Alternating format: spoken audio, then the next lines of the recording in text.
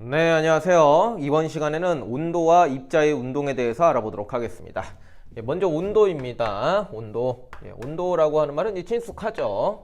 온도라고 하는 것은 뭐냐면은요, 물체의 뜨겁고 또는 뭐 차가운 정도를 수치로 나타낸 거예요. 차가운 정도를 수치로 나타낸 것.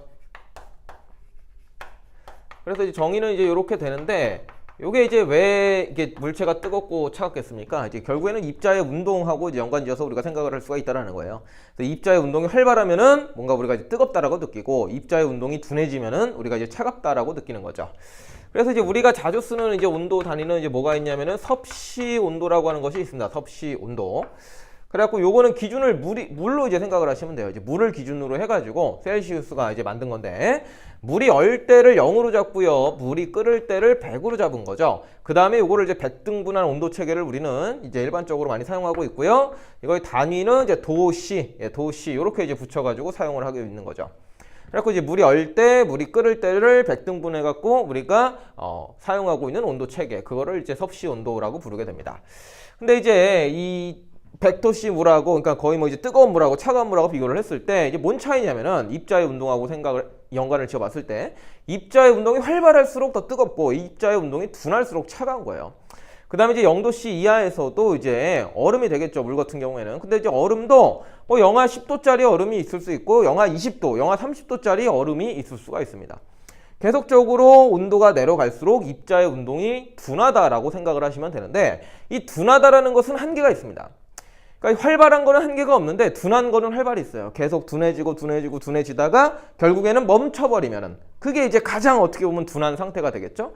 그리고 멈춰버리는 그때의 온도가 최저 온도가 됩니다.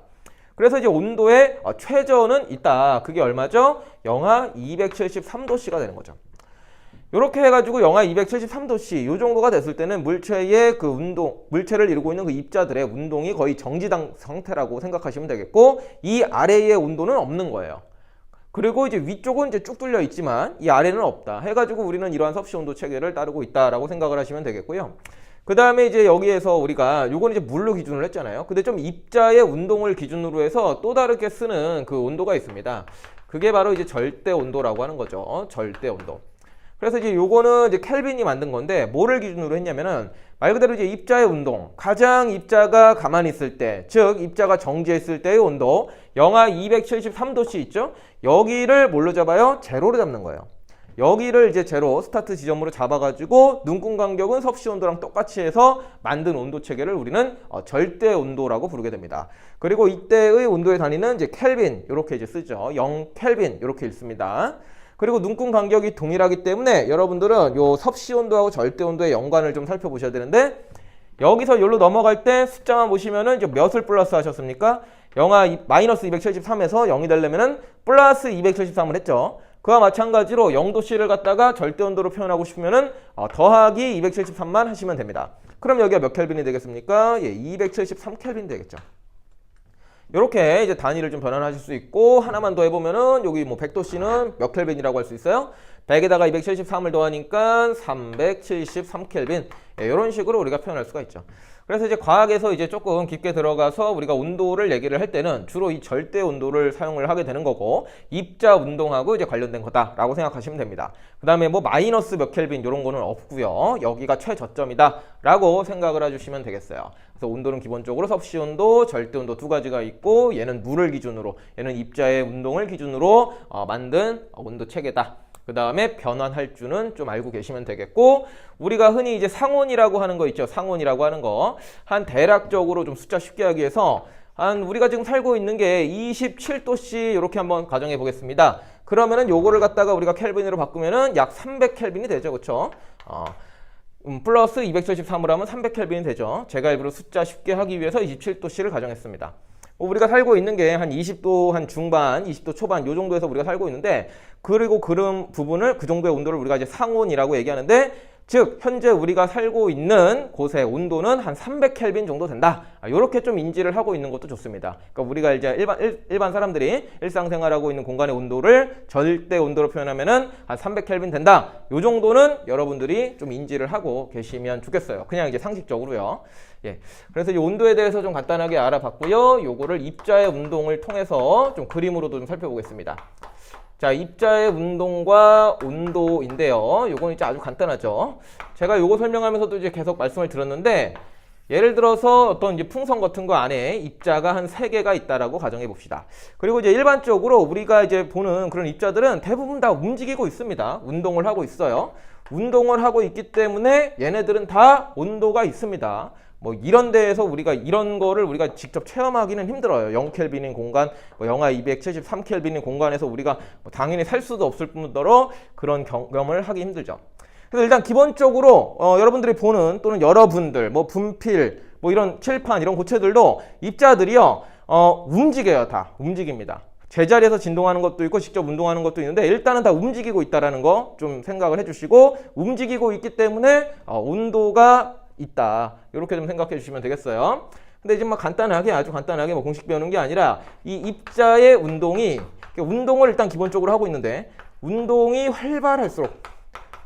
활발할수록 우리는 온도가 높다. 이렇게 이제 표현한다라는 거. 아주 간단하게 이런 거 내용도 생각해 주시면 되고, 반대로 이제 입자가 있는데 입자의 운동이 좀 둔하다. 얘네가 좀 살살 움직이는 거를 화살표를 좀 짧게 해서 그렸습니다. 입자의 운동이 둔하다. 입자의 운동이 둔함. 그러면은 이제 온도는 이제 어떻다라는 겁니다. 온도는 어떻다라는 겁니까? 예, 온도는 낮다. 요 정도만, 우리는 아직 그 중학교 2학년이니까 요 정도만 이제 여러분들이 좀 생각을 해주시면 됩니다. 이 뜨겁다, 차갑다라는 그런 개념은 항상 이제 입자들이 활발하냐, 둔하냐 그것을 우리가 이제 수치화한 개념이다라는 것 여러분들이 인지를 해주시면 되겠습니다. 자, 그다음에 끝내기 전에 이게 8단원에서 이제 여기가 열 파트죠. 근데 이제 온도와 열에 대해서 간단하게만 좀 짚고 좀 넘어가겠습니다. 결국 우리가 이제 이제 뒤에서는 이제 열에 대해서 중점적으로 배울 것인데, 이 온도하고 열은요 일단은 같은 게 아니에요. 예, 다른 개념입니다. 연관은 있어요. 연관은 있는데 이걸 같다라고 보시면 안 돼요. 온도는 방금 설명드렸듯이 뜨겁고 차가운 정도를 단순하게 나타낸 것이고, 열이라고 하는 거는 뭐냐면은 요거는 에너지예요. 에너지. 몇 줄, 몇 킬로칼로리, 몇 칼로리 이렇게 표현되는 그런 에너지이기 때문에 일단은 얘네들이 같은 건 아니다 라고 좀 생각을 해주시면 좋겠고요. 쉬운 예시로 우리가 이제 물을 있잖아요. 물을 끓이는 거를 한번 생각을 해보겠습니다. 물을 끓이는 걸 생각해 보겠습니다.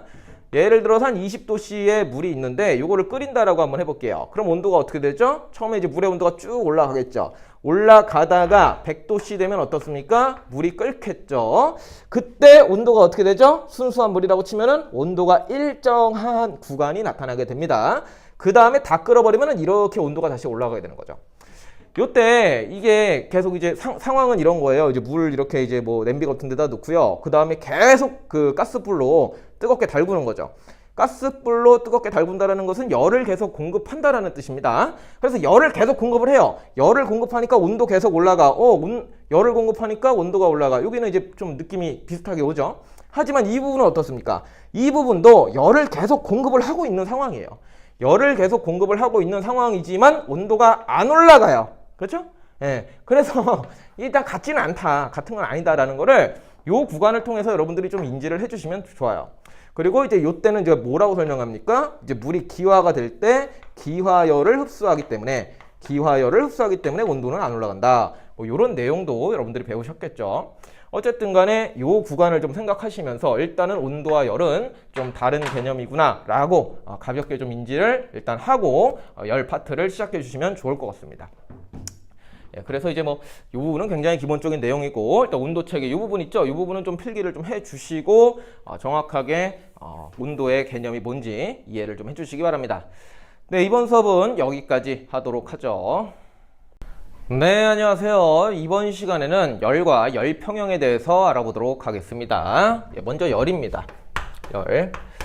열이라고 하는 것은 이제 에너지 개념입니다. 에너지 개념인데요. 열이라고 하는 것은요, 항상 열이라고 하는 것은 고온에서 고온에서 저온으로 이동하는 에너지를 열이라고 우리는 부른다라는 거를 좀 생각하시면 되겠습니다. 항상 이제 뭐 뜨거운 물체에서 차가운 물체 쪽으로 이제 에너지가 이동을 하게 되는데 그거를 우리는 이제 열이라고 부르게 되는 것이에요.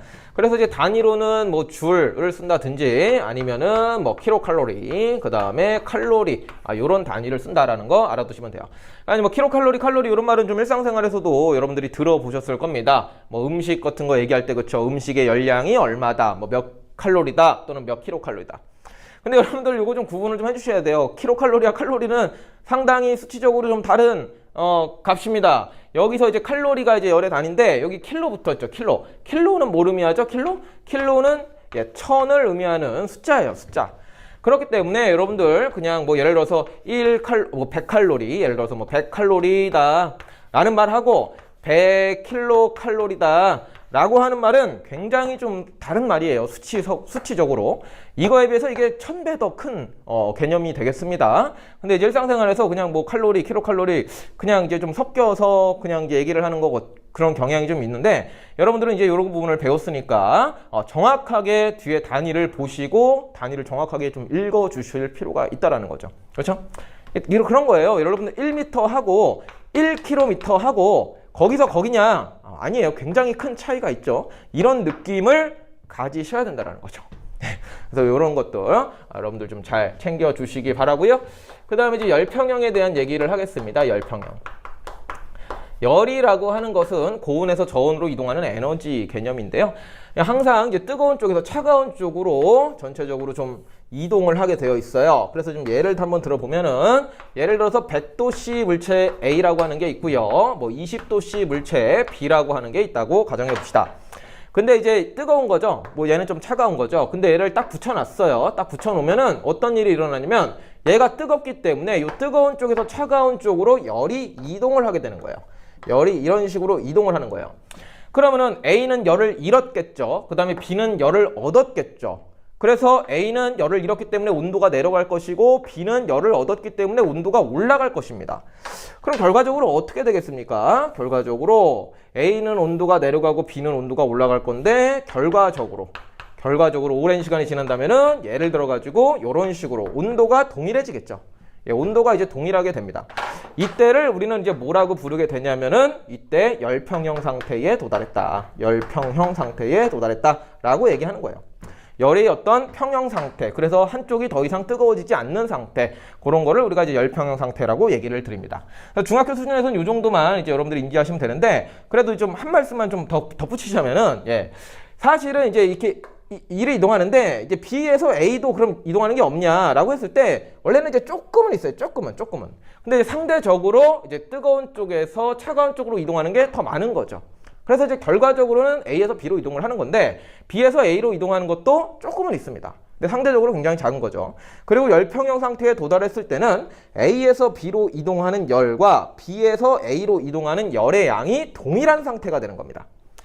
열평형 상태에 됐다고 해가지고 더 이상 열이 이동하지 않는 것이냐는 아니고요. 열이 사실은 계속 조금씩은 왔다리 갔다리 해요. 좀 미세하게 왔다리 갔다 하면서 한쪽이 더 뜨거워지지 않는 상태가 유지가 되는 거죠. 그런 거를 우리는 열평형 상태라고 얘기하는 거예요. 뭐 이 정도까지 가면은 이제 우리가 이제 고등 수준인데 이런 거를 이제 조금 더 디테일하게 설명하면은 어떤 동적 평형이다. 여기다 쓰기보다는 이런 거를 이제 동적 평형이다. 평형은 평형인데 나중에 이런 말 들어보실 거예요. 평형은 평형인데 그냥 아주 잠잠한 상태의 평형이 아니라 끊임없이 서로 뭔가를 주고받는 게 동일하기 때문에 평형 상태를 유지하는 상태. 그런 거를 우리가 이제 동적 평형 상태라고 얘기합니다. 근데 뭐 이런 말은 이제 학교에서 안 배우셨으면은 그냥 뭐 그런 게 있나 보다 정도 생각하셔도 되겠고요. 일단은 지금 중요한 것은 항상 뭔가 뜨거운 쪽에서 차가운 쪽으로 열이라는 건 이동을 해가지고 결국에는 둘의 온도가 동일해진다. 그때를 우리는 열평형 상태라고 한다. 뭐 이 정도만 인지해 주셔도 좋겠습니다. 자, 세 번째로다가 이걸 한번 그래프로 표현을 해보도록 하겠습니다. 선생님이 이제 가볍게 예시를 든 건데요. 처음에 이제 A라고 하는 것은 100도씨였다라고 할게요. Y축이 온도입니다. 그 다음에 이제 B라고 하는 것은 한 20도씨에서 출발했다고 합시다. 그러면은 A는 어떻게 되겠어요? 100도씨에서 60도씨로 온도가 쭉 내려가겠죠. 쭉 이런 식으로 온도가 내려갑니다. 그 다음에 이제 B라고 하는 것은 20도씨에서 60도씨로 온도가 올라가겠죠. 그래서 쭉 요렇게 이제 온도가 올라갑니다. 그래서 여기가 60도씨가 되는 거고 온도가 같아진 순간부터를 우리는 뭐라 그런다? 열평형 상태라고 부른다 라는 겁니다. 그래프 상에서 이제 뭐 눈금이 있을 거예요. 그럼 이제 요 구간부터 열평형 상태를 의미한다 라고 생각을 해주시면 되겠고, 여기서 얘가 A가 되는 거고 얘가 B가 되는 건데 A에서 B 쪽으로 열이 이동을 했다라고 보시면 되겠고, 또 한글로 또 표현하자면 A는 열을 잃은 거고요. B는 열을 얻은 거고요. 또 A가 잃은 열만큼 B는 열을 얻었습니다. 그래가지고 이제 열평 상태가 돌아가는 거죠. 이건 좀 어려우니까 좀 생략하고, 이렇게 A에서 B 쪽으로 열이 이동을 했다고 했을 때 당연한 거예요. A가 만약에 열을 뭐 100주를 잃었어요. 그러면은 B가 100을 얻는 거예요. 다른 데는 이제 아무것도 없다 생각하고요. 완전히 어떤 독립된 공간에 얘네 둘만 있다고 했을 때. 그래서 이런 그래프도 자주 나오니까 열평형 그림을 얘기하는 거구나. 얘가 열을 잃었고 얘가 열을 얻었구나. 그래서 결과적으로 온도가 똑같아지는 열평형 상태에 도달하는구나 정도 생각해 주시면 되겠고요. 그 다음에 좀 예시 몇 개 살펴보도록 하겠습니다. 예시에는 뭐 이제 책에 나오는 거는 이제 뭐 한약팩을 뭐 뜨겁게 유지하는 거, 이거 너무 단순한 건데요. 뭐 이거 뜨뜻하게 먹으면 좋죠. 그래서 이제 뜨거운 물에 담궈 놓는다라는 얘기예요. 한약팩을 갖다가 뜨거운 물에 담궈 놓으면 어떻게 되겠습니까? 뜨물이라고 쓸게요. 뜨거운 물에다가 한약팩을 이렇게 담궈 놨다고 할게요. 그러니까 물론 이게 좀 차가우니까 뜨겁게 해 먹으려고 이렇게 하는 거예요. 그러면은 뜨거운 물은 좀 뜨겁고, 뜨거운 물이니까 뜨겁겠죠? 한약팩은 좀 차갑다고 했을 때 열이 어디서 어디로 이동합니까? 뜨거운 물에서 차가운 물 쪽으로 이렇게 이동을 하는 거예요. 그래가지고 한약팩의 온도가 올라가겠죠. 그런 다음에 시간이 오래 지나면 물과 한약팩의 온도가 동일해지게 되는 겁니다. 그때를 우리는 이제 열평형 상태라고 얘기를 하는 것이고, 그 다음에 예시 하나만 더 드릴게요. 냉장고 있습니다. 냉장고를 생각해 보시면은 우리가 음식을 좀 시원하게 보관하기 위해서 냉장고를 사용하게 되는 거죠. 그럼 이제 냉장고 안에 공기는 어떻다고 생각하셔야 돼요? 차갑다라고 생각을 하셔야 돼요. 저온. 그 다음에 여기다가 어떤 음식을 여러분들이 집어넣었다라고 생각해 보도록 하겠습니다. 그러면은 이게 차가워지는데 여러분들이 여기서 이제 생각해야 될 건 이거죠. 일반적으로도 우리가 이제 냉장고에 음식을 넣으면 차가워진다라는 거 뭐 누구나 다 알고 있습니다. 그렇죠? 근데 이거를 생각할 때 이 냉장고에 차가운 어떤 기운이 음식으로 들어갔다라고 생각을 하시면 안 됩니다. 차가운 게 이렇게 들어와서 차가워졌다라고 생각하시면 안 되고, 이 상황에선 지금 음식이 더 뜨거울 거 아닙니까? 그렇죠? 그러니까 음식 안에 있던 열이 냉장고로 빠져나가는 거예요. 열은 항상 고온에서 저온으로 이동한다는 거, 요거 굉장히 중요하거든요. 이 부분을 생각을 하시면서 음식에 있던 열이 이 냉장고 쪽으로 빠져나간다. 그래서 음식의 온도가 내려간다 라고 생각을 해 주셔야 됩니다. 그 다음에 이제 오랜 시간이 지나면은 결국에는 여기 냉장고 온도와 음식의 온도가 동일해지면서 우리가 음식을 차갑게 보관할 수가 있게 되는 거죠. 그래서 항상 여기서 사실 여러 가지 썼지만 제일 중요한 건 이거예요. 일단 이것만이라도 여러분들이 머릿속에 명확하게 좀 넣어주시면은 열 파트를 공부하실 때 훨씬 더 수월하실 겁니다. 네, 이번 수업은 여기까지 하도록 하죠.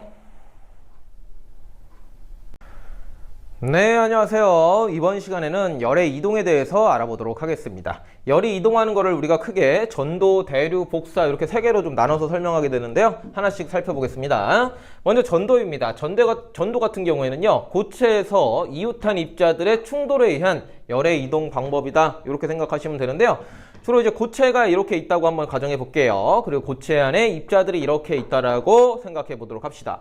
그랬을 때 여기다가 열을 공급하는 거예요. 이렇게 이제 불을 데핀다라고 가정할게요. 그럼 이제 얘가 일단 1차적으로 뜨거워지겠죠. 였다가 이제 불을 뗐으니까요. 그러면은 얘가 뜨거워지면은 얘의 운동이 어떻게 되겠습니까? 운동이 활발해지겠죠. 근데 이제 고체니까 제자리에서 얘네들이 이제 떠는 거예요. 굉장히 활발하게. 그럼 얘가 덜덜덜덜 떨어요. 근데 이제 옆에서 또 입자가 있단 말입니다. 그러면은 요 놈은 얘 때문에 또 떨게 되는 거예요. 이놈이 옆에 있는 놈이 떠니까 얘도 이제 떨게 되는 거예요. 그러니까 얘네들이 사실 살짝씩 충돌하는 거죠.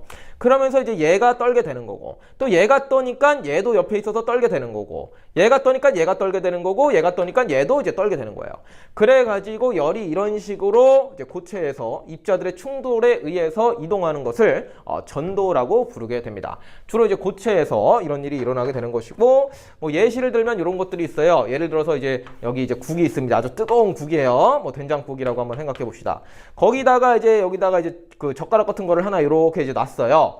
그럼 이제 원래 젓가락은 조금 이제 차갑지 않습니까? 그리고 국은 뜨거운데 여기에서 국 때문에 젓가락 끝에 있는 입자들이 굉장히 뜨거워지겠죠. 뭐 상식적입니다. 그러니까 열이 이렇게 공급이 되는 거예요. 열이 국에서 이제 젓가락 여기 끄트머리를 이용을 합니다.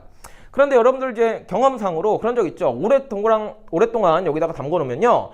여기 젓가락 여기도 뜨거워요. 예. 나는 여기만 담궈 놨는데 결과적으로 여기도 뜨겁다라는 거죠. 그 말은 즉슨 열이 여기서부터 이렇게 이동을 했다라는 거예요. 근데 고체잖아요. 얘는 고체잖아요. 그러니까 어떤 식으로 이동을 했다? 여기에 있는 입자들이 지들끼리 충돌 해가지고 결국에 여기 끄트머리까지 올라왔다라는 거예요. 에너지가. 이런 식으로 열이 이동하는 거를 우리가 이제 전도라고 부른다라고 생각을 하시면 되겠고요. 뭔가 이렇게 접촉해 있을 때, 고체들이 이제 있을 때, 고체들이 있는데 뭔가 이제 뜨거운 열하고 뜨거운 열원하고 뭔가 이제 접촉해 있을 때 이런 일이 일어난다.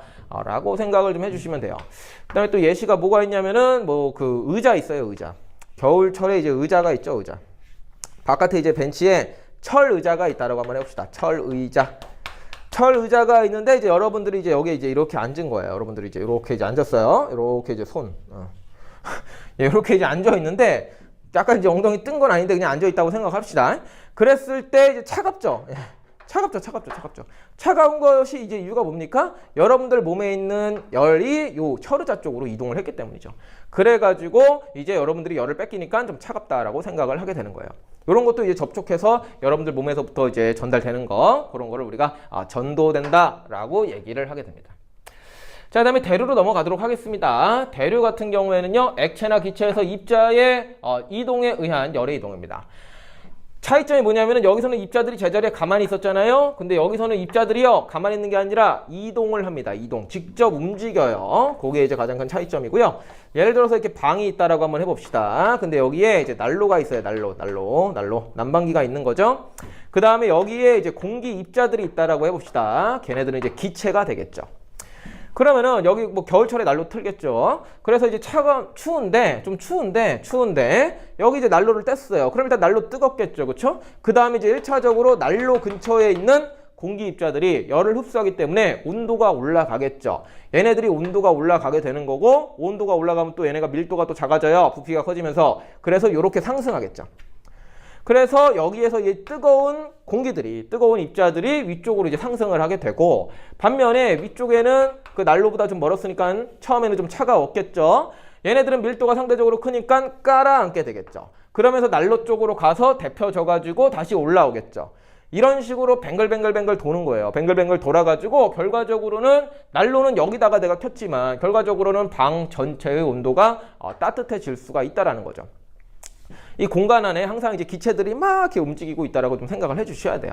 근데 난로는 여기다가만 틀었지만 결국에는 열을 흡수한 입자들이 돌고 돌아가지고 전체적으로 따뜻해진다. 전체적으로 열이 이 공간 안에 이제 차게 되는 거죠. 이런 식의 열의 이동 방법을 우리는 대류라고 부르게 됩니다. 그래서 이제 많이 나오는 예시가 요건데요. 이제 난로를 했으면은 이렇게 된다라는 것 하나 좀 알아두시고, 또는 뭐 이런 것도 있습니다.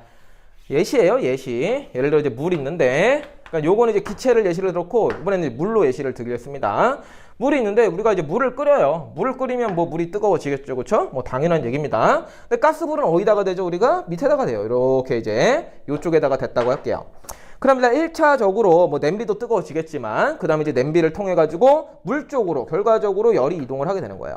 그럼 이제 물 입자 H2가 여기 이렇게 있을 거 아닙니까? 그리고 얘네가 이제 뜨거워지겠죠. 뜨거워진 H2O 입자가 어떻게 되겠어요? 이렇게 상승을 하게 되는 거죠. 그러면서 위쪽에 있던 차가운 물 입자는 이렇게 내려오게 되는 거죠. 그 다음에 차가운 게 다시 또 뜨거워져서 올라가고, 또 차가운 게 뜨거워져서 올라가고, 뱅글뱅글 돌면서 결과적으로 여기 물 전체의 온도가 올라가는 것을 우리가 볼 수가 있죠.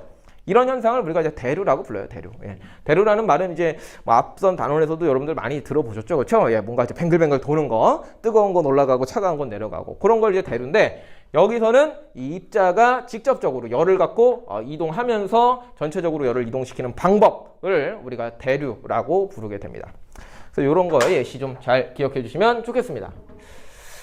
그냥 요거까지 얘기할게요. 나중에 그 에어컨도 나오는데, 예, 에어컨하고 난로를 설치하는 그 위치 그런 거를 얘기를 하게 돼요. 에어컨은 보통 이제 위쪽에다가 설치를 해야 되겠죠. 왜 그러냐? 난로는 밑에 설치하고 에어컨은 왜 위에 설치하냐? 기본적으로 에어컨에 이제 찬바람 나오는 거예요. 그렇죠? 그 방 안에 있는 공기를 흡수해가지고 차갑게 해서 내뿜는 겁니다. 그러면은 에어컨에서 이제 찬바람이 나오게 되는데 찬바람은 밀도가 커요. 그렇기 때문에 깔아앉게 되는 것이고요. 깔아앉게 되는 것이고 뜨거운 공기가 이제 그럼 밑에 있겠죠. 그럼 이게 다시 이쪽으로 올라와가지고 차가워진 다음에 다시 이쪽으로 내려가게 되는 거예요. 사실 이제 요거는 이제 밀도를 생각을 해서 여러분들이 이해를 하시는 게 더 좋습니다. 뜨거운 건 올라가고 차가운 건 내려가니까 난로는 좀 밑에다가 세팅을 해줘야지 이렇게 대류가 잘 일어나게 하면서 전체적으로 뜨뜻해지고, 에어컨에서는 찬바람 나오니까 찬바람은 밀도가 커서 깔아앉지 않습니까? 깔아앉기 때문에 에어컨을 좀 위쪽에다가 설치를 해줘야지 자꾸 이렇게 대류가 잘 되면서 뭔가 금방 시원해지고, 이런 식으로 대류라는 개념 그리고 이제 밀도라는 개념을 이용을 해서 이 부분은 이해를 해주시면 되겠습니다. 자, 다음 마지막으로 넘어가겠습니다. 복사입니다. 복사는요, 입자의 도움 없이 열이 이동하는 방법입니다. 앞에 있는 전도하고 대류는 반드시 뭐가 필요했냐? 열이 이동하기 위해서는요, 입자가 필요했습니다. 입자. 뭔가가, 그 입자가 일단은 뭔가 활발해지고 그것이 이제 뭐 어디로 이동을 하는 거예요. 그런데 복사는요, 입자의 도움이 필요가 없습니다. 그러니까 입자가 없어도 된다라는 얘기예요. 대표적인 예시로 태양에서부터 날아오는 태양 복사 에너지가 있죠. 태양은 S라고 쓰겠습니다. 여기에서 이제 햇빛, 태양 복사 에너지가 날아와요. 어디까지요? 지구까지 날아오죠. 그래서 지구가 따뜻해지겠죠. 그런데 여기에 보시면은요, 여기 뭐 공기가 있습니까? 액체가 있습니까? 고체가 있습니까? 없어요. 그냥 거의 진공 상태에 가까운데 이 진공 상태를 뚫고 그냥 빛 자체가 날아오면서 지구가 뜨거워지는 거예요. 어쨌든 태양에 있는 열 에너지가 지구까지 이동을 했는데 중간에 어떤 물질의 도움이 없이 다이렉트로 지구 쪽으로 열이 이동을 했죠. 이러한 열의 이동 방식을 우리는 복사라고 부릅니다.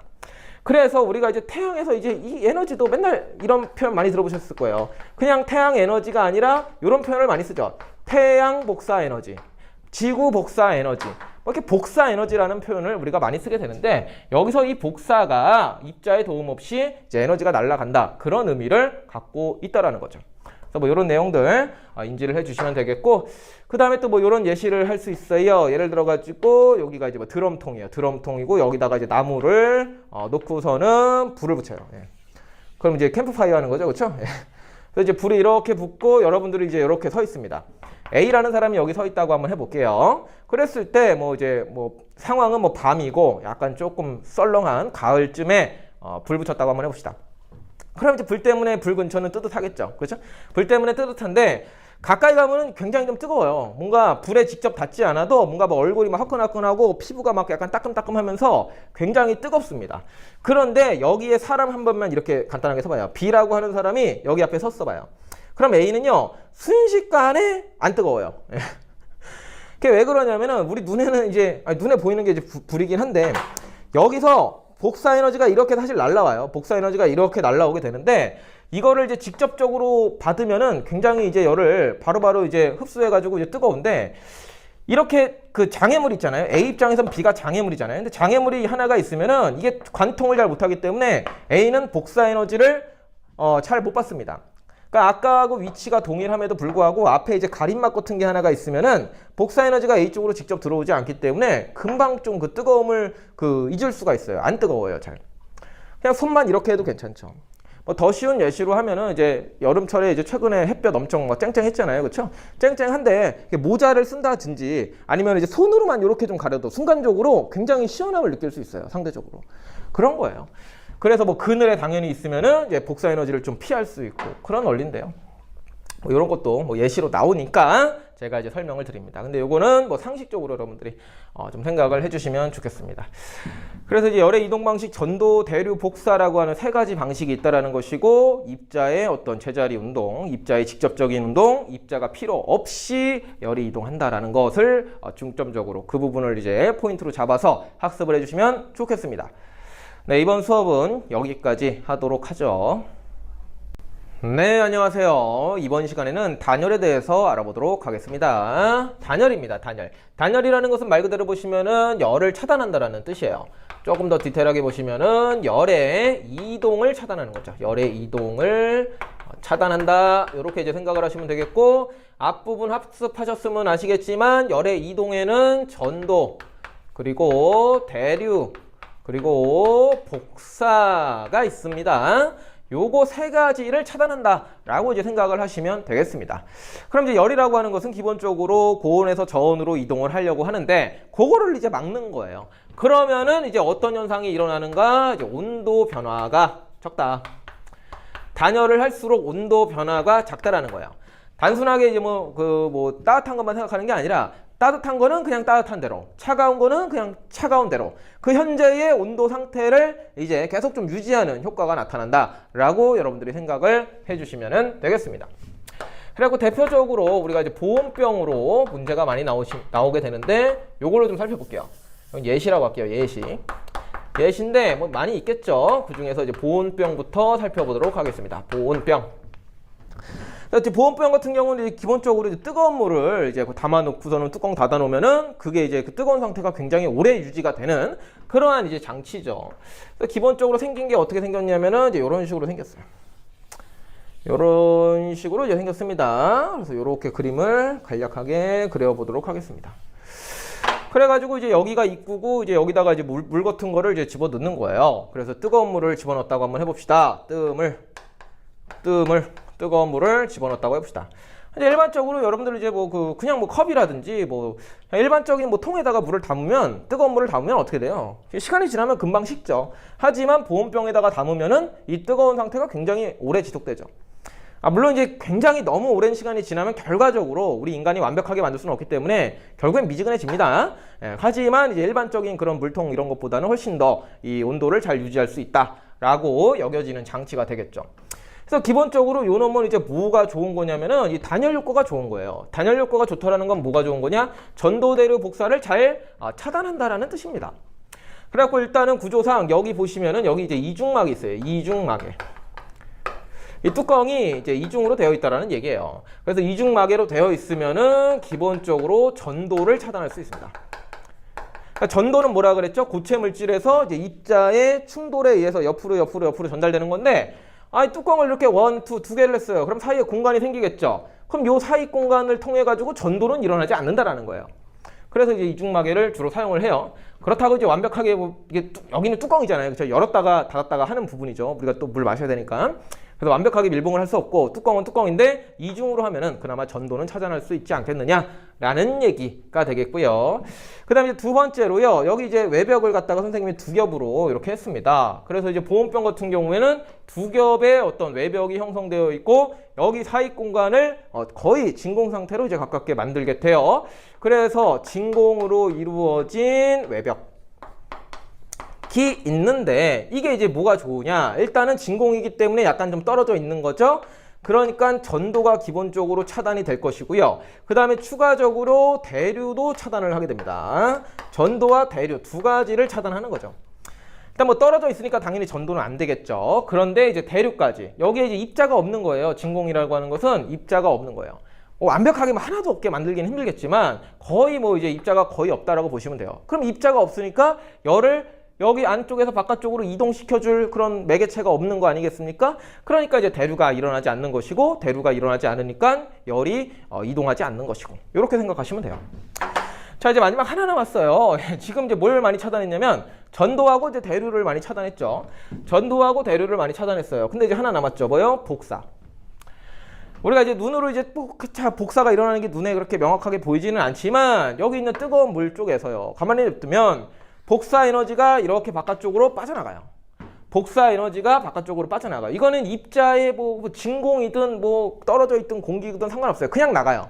입자의 도움 없이 그냥 나갈 수가 있습니다. 하지만 이 복사에도 이제 치명적인 약점이 있는데 약점이라기보단 특징이 있는데 요 놈이 이제 빛이라고 생각을 하시면 되는데 요 놈이 반사라고 하는 그 특징을 갖고 있습니다. 그러니까 뭐를 부닥치잖아요. 어떤 반짝반짝 매끄러운 곳에 부딪히잖아요. 그럼 반사예요. 튕겨 나온다라는 거예요. 거울에 빛이 반사되는 거라고 비슷하게 생각하시면 됩니다. 그래가지고 이 보온병 같은 경우에는요. 이 안쪽 있잖아요. 안쪽을 갖다가 은으로 도금합니다. 은도금. 여기를 갖다가 은으로 도금을 합니다. 은도금. 내벽을 갖다가 은으로 도금을 해요. 그러면은 은 때문에 이 복사가 차단이 되는 거예요. 왜요? 은이 이제 그 은 색깔 생각을 하시고 반짝반짝 하는 거 생각해 보시면은 여기서 이제 눈에 보이지 않는 그 복사 에너지가 나가려다가 은에 튕겨가지고 다시 안으로 들어오는 거예요. 팅팅팅팅팅 이렇게 반사를 해가지고 안에 계속 머물게 되는 거죠. 복사 에너지도요. 그래서 이제 복사까지 차단을 하니까 전도대로 복사 이렇게 세 가지가 좀 깔끔하게 차단이 되죠. 그러니까 여기에 있는 그 열 에너지가 바깥으로 못 나가니까 여기에 있는 그 열이 여기 안에서 이제 머물 수가 있게 되는 것이죠. 그래가지고 이제 뜨거운 상태를 오래 지속할 수가 있다라는 겁니다. 그게 이제 보온병이에요. 자, 여기서 근데 한 가지 더 말씀드리면은요. 이게 차가운 물이어도 돼요. 여러분들 차가운 물 한번 넣어보셨습니까? 보온병에다가? 차가운 물도 가능하다라고 좀 생각하셔야 돼요. 온도 변화가 없는 거지 항상 뭐 그 뜨거운 상태를 유지하는 거라고 생각하시면 안 됩니다. 그렇기 때문에 차가운 물이 있을 때는 어떻게 생각을 해야 됩니까? 차가운 물이, 그러니까 뭐 여름철을 가정할게요. 바깥에 굉장히 더워요. 나 찬물 먹고 싶어요. 차물이 아니라 찬물. 그런데 이거 계속 차갑게 유지하고 싶다 이거죠? 근데 보온병에 넣으면 그 일이 가능해요. 이게 안에서도 바깥으로 못 나가지만 밖에서도 안으로 못 들어오기 때문이에요. 열은 항상 고온에서 저온으로 이동하는데 여름철 같은 경우에는 여기가 차갑고 바깥에가 뜨거우니까 바깥에서 안쪽으로 열이 들어오려고 하겠죠. 하지만 이런 식으로 차단되어 있기 때문에 바깥에서 안으로도 못 들어와요. 그럼 얘는 이 차가운 상태를 계속 유지를 할 수가 있는 거예요. 그렇게 이제 생각해 주시면 좋겠습니다. 항상 이제 보온병 이름 자체에 이제 보온이라고 써 있기 때문에 뭔가 이게 따뜻함만 유지한다라고 생각할 수 있지만 따뜻함도 유지할 수 있고요. 차가움도 유지할 수 있고요. 그냥 현재의 그 처음 넣은 그 상태를 유지할 수 있다라고 인식해 주는 게 더 좋습니다. 네. 그래서 이제 보온병에 대해서 이 정도 좀 생각을 해봤고요. 자, 그 다음에 집에 대해서 생각을 해보겠습니다. 집. 집에서도요, 우리가 이제 단열 효과를 많이 이용을 해요. 왜냐면은 우리가 집에 들어가면은 그 따뜻하고 싶을 땐 따뜻해야 되고, 시원하고 싶을 땐 시원해야 되겠죠? 그렇기 때문에 어떤 그 외부의 환경 변화 요인에도 불구하고 나는 그냥 어떤 상태를 유지를 하고 싶습니다. 그러면은 집하고 외부 환경하고 열의 이동을 좀 차단해 놓을 필요가 있습니다. 예. 그래서 우리가 이제 그것도 단열한다라고 얘기를 하는데, 집을 간단하게 한번 그려볼게요. 집을 간단하게 한번 그려볼게요. 지붕이에요, 그냥. 지붕이고, 이제 벽을 여기다 그릴 거고요. 여기가 이제 사람이 있는 거야. 여기가 이제 외부고, 여기가 내부라고 가정해 보도록 하겠습니다. 근데 벽이 있는데, 벽을 이제 그냥 벽돌로 일단 뭐 짓는다고 생각을 하면은, 벽돌로 하나 쭉 하는 게 아니라요. 기본적으로 단열 효과를 얻으려면 어떤 식으로 하는 게 좋으냐? 벽돌을 이렇게 쌓아요. 그 다음에 여기 사이에다가 단열재를 집어넣어요. 단열재. 대표적인 단열재로 여기다가 이 스타이로폼을 넣는 거예요. 스타이로폼으로 여기를 채워 넣는 거죠. 벽돌, 스타이로폼. 이렇게 채워 놓으면은 열의 이동이 굉장히 많이 차단이 됩니다. 어떤 거요? 전도를 많이 차단하게 돼요. 그러니까 완벽하게 할 수는 없어요. 근데 이제 최대한 전도대로 복사를 차단해 보려고 노력을 하는 건데, 특히나 이제 집에 여기 이제 그 단열재를 갖다가 벽돌 사이에다가 넣게 되면은 전도를 차단할 수 있어요. 벽돌은 좀 딱딱하죠. 근데 스타이로폼은 말랑하죠. 근데 여기서 핵심을 뭘로 보셔야 되냐면은요, 공기층을 여러분들은 생각을 하셔야 돼요. 저희 그 예시에서 많이 나오는 것 중에 가장 이제 좀 그 핵심적인 부분은 요겁니다. 공기층. 우리가 좀 일상생활에서 단열 효과를 볼 수 있는 것 중에 하나가 공기층을 얼마나 확보하느냐가 좀 중요해요. 그러면은 공기층을 많이 확보하면은 물론 대로는 일어나겠지만 전도를 많이 차단할 수가 있어요. 그러면은 좀 효과가 좋습니다. 그래서 스타이로폼 여기 이제 뭐 그냥 가볍다 이게 아니라 스타이로폼 안에 공기층이 굉장히 많다라고 여러분들은 생각을 해 주셔야 됩니다. 그러면서 어떤 부피도 있고 건물의 외형도 유지할 수 있기 때문에 요거를 갖다가 단열재로 이제 많이 쓰게 되는데, 요 공기층이 확보가 되면서 이제 전도를 차단할 수 있다라고 생각해 주시면 되겠어요. 그 다음에 또 이제 제가 왜 반만 그렸냐면은 밑에다가 창문을 그리려고 합니다. 창문도 보시면은요, 그냥 이제 단일창이 아니라 이중창 이런 거 들어보셨죠? 이중창. 창문이 이렇게 있는데 그냥 하나가 있는 게 아니라 이중으로 이렇게 써요. 뭐 더 나아가면 3중창, 4중창 이런 것도 존재하겠죠. 뭐 2중창, 3중창이 뭐가 좋냐? 여기도 핵심은 뭐냐면은 이 창문과 창문 사이에 무엇? 공기층입니다. 공기층. 여기를 뭐 진공으로 만들면 뭐 더 좋겠죠. 근데 진공은 이제 굉장히 힘들기 때문에 여기에 최대한 공기 또는 입자들의 수를 줄이게 되는 거예요. 그러면은 열이 이 공기층 때문에 전도를 가다가 전도가 차단되는 거예요. 물론 대로는 일어납니다. 전도가 차단되는 거예요. 전도가 차단. 그러면은 우리가 꽤 좋은 단열 효과를 볼 수가 있습니다. 이게 3중창이면 공기층이 이제 2가 되는 거, 4중창이면 이제 4개가 되는 거예요. 그러면은 그럴수록 공기층이 많이 확보가 되니까 우리가 또 단열 효과를 느낄 수가 있다. 뭐 예를 들어서 지금 여름이니까 지금 여러분들 에어컨 이렇게 틀었다고 한번 해봅시다. 지금 여름이에요. 그럼 여기가 좀 차갑죠. 그 다음에 여기가 좀 뜨겁죠, 외부가. 그러면은 이제 뜨거운 쪽에서 차가운 쪽으로 열이 들어올라 그래요. 뜨거운 쪽에서 차가운 쪽으로 열이 들어올라 그러는데, 물론 뭐 여기 유리창 뜨거워질 것이고, 그 다음에 또 이제 이동하려고 그러는데 중간에 공기층이 있으니까 전도가 일단 안 되는 거예요. 그래서 대류에서 한참 하다가 조금 여기 이제 데워지고, 그 다음에 열이 이렇게 이동하겠죠. 완벽하게 차단은 못합니다, 항상. 예. 그러겠죠. 열은 들어오긴 들어와요. 근데 이제 공기층이 있으면은 훨씬 더 우리가 열의 이동을 방해를 많이 할 수 있다라고 생각을 해주시면 좋겠습니다. 예시 하나만 더 할게요. 이제 겨울 오죠? 겨울. 예, 겨울 옵니다. 겨울 오면 여러분들 이제 뭐 입어요? 겨울 오면은 여러분들 저기 두터운 잠바 입죠. 옷을 이제 좀 두껍게 입죠. 근데 이제 이런 말을 들어보셨을 겁니다. 여러 벌. 아니, 옷이라고 쓸게요. 옷을 갖다가 그냥 한 겹을 입는 것보다는 여러 겹, 얇은 거를 여러 겹 입는 게 좋다. 뭐 그런 말 들어보셨을 겁니다. 그러니까 옷을 제가 이렇게 그려볼게요. 옷을 이렇게 입었어요. 예, 그냥 옷을 이렇게 입었어요. 근데 이제 한 겹보다는 두 겹, 세 겹, 얇은 거, 너무 두꺼우면 무거우니까요. 이러면은 이제 뭐가 좋으냐? 뭘 보셔야 돼요, 여러분들? 옷과 옷 사이의 요 공기층을 보셔야 돼요. 옷과 옷 사이의 공기층을 보셔야 됩니다. 요게 이제 공기층이 생기기 때문에 열이 잘 이동하지 않았기 때문에 겨울이라고 치면은 여러분들 몸이 뜨겁겠죠, 그렇죠? 외부가 차갑겠죠, 차. 그래서 뜨거운 쪽, 여러분 몸에서 외부로 열이 나가려고 하는데 공기층이 이렇게 여러 개 있으면은 잘 안 나가는 거예요. 그러니까 여러분들은 뜨뜻함을 느끼는 거죠. 마찬가지로 이제 패딩 이런 것도 마찬가지예요. 여러분들이 패딩 입죠? 뭐 이제 두꺼운 잠바. 패딩이 약간 두꺼우면서 가볍고 그렇잖아요. 거기다가 뭐 오리털 이딴 거 넣어가지고요. 그럼 뭐가 좋아요? 핵심 뭐예요? 오리털이 여러분들을 뭐 따뜻하게 하는 겁니까? 오리털에서 열이 나와서 여러분들 몸이 따뜻해지는 거예요? 아니에요. 오리털이 이렇게 있으면은 이 사이사이에 뭘 보셔야 되냐면 공기층을 여러분들은 보셔야 됩니다. 공기층이 많이 확보가 된다는 거를 인지를 해주시고, 항상 여러분들이 일단 뜨거운 거예요. 바깥에가 차가운 거예요. 그래서 여러분들의 열이 나가려고 하는데 공기층 때문에 쉽게 못 나가는 거죠. 그래서 여기서 이게 돌고 도는 거예요. 여러분들의 그 열 에너지가 여기서 많이 돌고 도는 거예요. 그래서 여러분들은 여러분들의 그 체온에 의해서 여러분들이 따뜻함을 느끼는 거예요. 그 잠바에서 뭐 열이 이렇게 막 공급되고 그런 게 아니라요. 항상 이런 거, 이제 옷 입는 거, 이런 거는 이제 여러분들하고 굉장히 연관이 되어 있죠. 그래서 할 때 그 공기층을 좀 많이 생각을 해주시면서 단열을 이해해 주시면 좋겠습니다. 네, 이번 수업은 여기까지 하도록 하죠. 네, 안녕하세요. 이번 시간에는 열량과 비열에 대해서 알아보도록 하겠습니다. 먼저 이제 열량입니다. 그래서 이제 열량 관련해서 이제 그 앞에서도 이제 말로는 많이 표현했지만 이번 시간에는 좀 공식으로다가 표현을 해볼 예정입니다. 그래가지고 일단은 기본적으로 이제 물이 좀 있다라고 가정을 할게요. 물이 얼마가 있느냐? 물이 한 1kg 있다라고 가정을 해볼게요. 물 1kg. 그 다음에 이제 온도계도 좀 하나 세팅해 볼게요. 결국에는 이제 온도를 측정을 해가지고 이제 열량을 우리가 이제 계산을 하게 되는데요. 물 1kg이 이렇게 있고 뭐 온도가 얼마 있다라고 가정을 할게요. 그래갖고 이제 여기다가 이제 가스불로 이제 뭐 데피는 거예요. 그러니까 열을 공급을 하는 거예요. 그래서 열을 공급을 하는데 열을 이제 쭉 공급을 합니다. 그러면은 뭐 뜨거워지겠죠. 뜨거워지면은 온도가 올라가겠죠. 그랬을 때 딱 1도씨가 올라갔다라고 가정해 보겠습니다. 물 1kg을 딱 1도씨 온도를 높였다고 한번 해봅시다.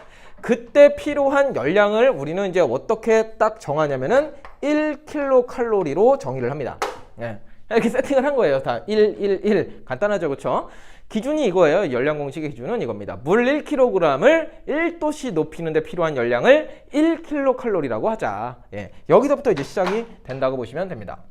그래가지고 아 그렇구나, 이 정도구나. 그 다음에 이제 생각을 조금 더 확장을 해가지고 요번에는 물을 2kg 준비했다고 가정해 보도록 하겠습니다. 물 2kg. 그 다음에 이제 온도계 하나 이제 딱 꽂아 놓고요. 그 다음에 또 이제 온도를 측정을 해 보는 거예요. 열을 공급을 하면서. 생각을 한번 해봅시다. 좀 비슷하게 가기 위해서 물이라고 하는 것만 좀 변화를 주고 온도는 똑같이 1도씨를 올렸다고 가정해 보도록 하겠습니다. 이때 필요한 열량은 얼마일까요? 예, 이때 필요한 열량은 얼마일까요? 그냥 간단하게 한번 생각해 볼게요. 1kg짜리를 1도씨 높이는데 1kcal가 필요했어요. 근데 1kg이 여기 하나 더 있다고 생각하시면 돼요. 그러면 물 2kg이죠? 그러면은 여기 1도씨 높이는데 1kcal가 필요했으니까 1kg이 더 있어요. 그럼 또 1kcal가 필요하겠죠. 즉 2kg 질량이 2배가 되면은요 똑같은 온도를 높이는데 열량이 2배 더 많이 필요한 거예요. 그럼 열량 얼마요? 2kcal의 열량이 필요하다라고 우리가 간단하게 생각을 할 수가 있어요. 그래서 여기서 일단 나오는 소결론 중에 하나가 뭐냐면은 이 열량이라고 하는 것은 질량에 비례한다. 이런 거를 우리가 이제 하나 데이터를 뽑아낼 수가 있다라는 거죠. 2kg이면 2kcal, 그 다음에 3kg이면 3kcal 이렇게 된다라는 얘기예요. 이렇게 비례한다라는 뜻은 단 온도 변화가 동일할 경우가 이렇다라는 거죠. 그 다음에 또 이런 생각도 한번 해보겠습니다. 이번에는요 똑같이 물 1kg을 준비를 하는데 물 1kg을 준비를 하게 되는데 여기에다가 또 이제 온도계 좀 하나 세팅해 주시고요. 이번에는 열을 가해 가지고 온도를 갖다가 2도씨 높인다라고 생각해 보겠습니다. 2도씨 높인다고 생각을 해볼게요. 그러면은 1kcal를 갖다가 1kg에다 공급했을 때 1도씨 올라갔잖아요. 그러면은 얼마를 공급을 해야지 1kg짜리가 2도씨 올라갈까요? 이런 생각이에요. 온도 변화를 2배로 하고 싶으면 열량을 얼마나 더 공급을 해야 될까요? 이런 생각입니다. 이것도 간단해요. 그냥 1도씨 올라갔다 치고 그 다음에 또 1도씨 높인다고 생각을 하시면 돼요. 1도씨 높였다 치고 또 1도씨 높이려면 또 1kcal가 필요하겠죠. 즉 온도 변화를 2배로 하고 싶으면은 공급하는 열량은 얼마로 해주시면 돼요? 또 2배 해주시면 돼요. 그래가지고 2kcal의 열량이 필요하다라고 우리가 쉽게 생각을 해볼 수가 있습니다. 3도씨 높이고 싶으면은 3kcal 이런 관계를 만족하겠죠. 그래 가지고 우리는 간단하게 또 하나의 관계, 열량이라고 하는 것은 온도 변화에 비례한다. 여기서 주의할 점은 그냥 온도가 아니라 온도 변화입니다. 제가 지금 쓰는 게 딱 몇 도 이렇게 얘기하는 게 아니고 몇 도를 올렸다, 몇 도가 변했다 이렇게 얘기를 할 거거든요. 그렇기 때문에 이 온도가 아니라 온도 변화라는 거에 조금 집중을 해주시면 되겠고요. 결론은 열량이라고 하는 것은 질량에도 비례하고 온도 변화에도 비례한다. 합쳐서 써보겠습니다. 얘네들을 합쳐서 써보면 어떻게 나오느냐. 열량이라고 하는 것은요. 질량에도 비례하고요. 그 다음에 온도 변화에도 비례한다. 라고 우리가 수식을 쓸 수가 있고요. 일단 뭐 과학자들이 하는 게 그런 거예요. 어떤 뭐 그 개념들 간의 관계를 찾아내요. 관계를 찾아낸다라는 것은 뭐 비례하냐, 반비례하냐, 뭐 제곱에 비례하냐, 뭐 이런 걸 찾아내는 거죠. 그 다음에 요거를 수식으로 리콜로 만들기 위해서는 어떤 거를 붙여줘야 됩니까? 열량 쓰시고 는을 만들기 위해서는요. 여기 일단 그대로 쓸게요. 질량 곱하기 온도 변화인데 여기다가 앞에다가 써주는 게 뭐예요? 바로 상수죠, 상수. 예. 상수 하나 딱 곱해주면서 이제 단위도 맞추고 숫자도 맞추고 그러는 거예요. 그런데 이 상수를 이제 뭐라고 부릅니까? 여기서는 바로 비열이라고 부르는 거죠. 그래서 이제 열량 공식은 어떻게 됩니까? 열량은 비열 곱하기 질량 곱하기 온도 변화라고 여러분들이 외워주시면 돼요. 열량은 비열 곱하기 질량 곱하기 온도 변화라고 외워주시면 돼요. 이게 열량 공식이에요. 굉장히 중요한 거니까 반드시 외워주시면 되겠고, 그 다음에 요거를 갖다가 이제 기호로 많이 표현을 하게 되죠. 그래서 열량이라는 걸 Q라고 많이 쓰고, 비열은 small c, 질량은 m, 온도 변화는 델타 t. 중요합니다. 그냥 온도가 아니라 온도 변화예요. 변화량을 얘기를 할 때는 델타라는 기호, 이렇게 삼각형 모양 요거를 좀 쓰게 되고, 나중 온도 빼기 처음 온도 이렇게 해서 여러분들이 숫자를 대입을 하시면 되겠습니다. 그래가지고 여기서의 결론은 바로 이거죠. Q는 CM 델타 T, 뭐 Q는 CMT, Q는 시멘트, Q는 시암탉 뭐 등등으로 많이 외우지만 편하신 대로 외워주시면 되겠고요. 반드시 외워주셔야 될 부분이다라는 겁니다.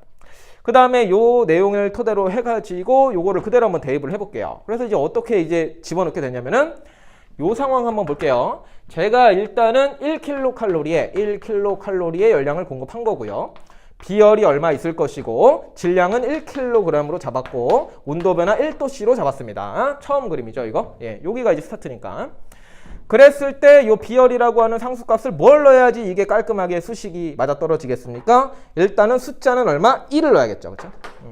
숫자 1을 넣어야지 요게 이제 깔끔하게 1은 숫자만 보세요. 1은 1 곱하기 1 곱하기 1 이렇게 되는 거 아니겠습니까? 이렇게 해서 물의 비열은 1이다 라고 여러분들이 또 생각을 해주시면 되겠습니다. 이제 물부터 이제 좀 시작을 하시면 좋아요. 그래갖고 Q는 CMT 이 부분 좀 잘 생각을 해주시면 되겠고요. 그냥 비열 써야 되는데 비열을 쓸 자리가 없네요. 그럼 좀 지우고 하겠습니다. 그래서 일단 Q는 CMT 요거를 기억하시면서 물을 기준으로 요렇게 썼다라는 거 좀 챙겨 두시면 되겠고, 지워서 비열 이어서 나가도록 하겠습니다. 이 부분은 좀 같이 여러분들이 배워주셔야지 한 번에 좀 이해가 되시기 때문에 필기하실 거는 뭐 스탑해 두시고 필기를 하시면 좋겠습니다. 두 번째로 이제 비열 바로 들어가겠습니다. 이제 비열이라는 단어가 어디서 나왔어요? 한번 더 써드릴게요. 열량은 비열 곱하기 질량 곱하기 온도 변화 이렇게 이제 표현이 되는데 여기에서 열량을 Q, 비열을 C, 질량을 M, 온도 변화를 델타 T 이렇게 쓴다 그랬습니다. 그러니까 이 비열이라고 하는 건 상수의 어떤 숫자인데 물을 기준으로 했을 때 물은 이제 1이었어요. 물은 1. 그래서 이제 좀 그림을 한번 다시 그려보면은 더 심플하게 그릴게요. 물 1kg이 있었는데 여기다가 1kcal의 열량을 공급하면은 온도가 1도씨 올라간다. 요런 거를 아까 이제 그렸었죠. 그래서 여기에서 이제 Q 자리에다가 여기다 쓸게요. 물 같은 경우는 위에다가 Q는 C, M, 델타 T 자리를 좀 만들어 주시고 1kcal 쓰시고 질량 1kg, 온도 변화 1도씨 했을 때 여기 들어가는 값을 비열이라고 그러고 물의 비열은 1이라고 이제 여러분들은 생각해 주시면 됩니다. 그러니까 이런 식으로 만든 개념이에요. 근데 이제 뭐 이 세상에 물질이 물만 있는 건 아니니까 뭐 다른 것도 한번 해보겠습니다. 예를 들어 가지고 이제 모래를 한번 해볼게요.